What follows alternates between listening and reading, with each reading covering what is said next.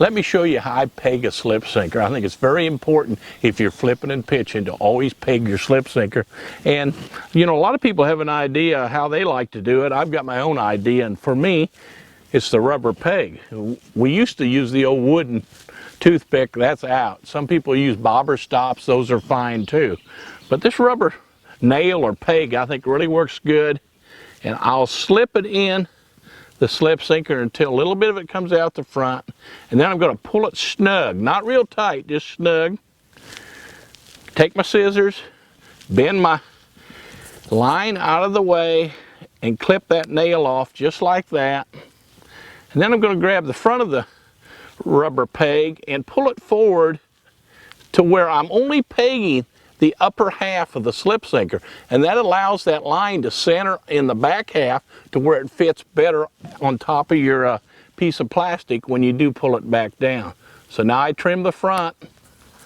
Now I'm going to pull it up a little bit, and I'm going to check my line to make sure I haven't nicked it in any way, shape, or form. And then I'll get my hook, and when it comes to flipping and pitching, a 4/0 or a 5/0 hook is probably the most popular size. And this is a grip pin max right here that I did design for flipping. It's got a little peg to keep your line from pulling down. And the Palomar knot is what I'm tying.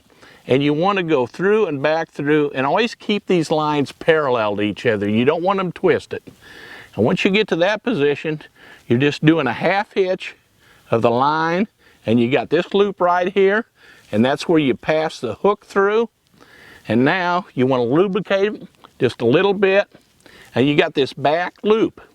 Always keep that loop to where it doesn't flop over. It's going to want to flop over. If it flops over, you're going to have a good knot. If you keep it back here, you're going to have a great knot. And you want a great knot, you just pull it down tight.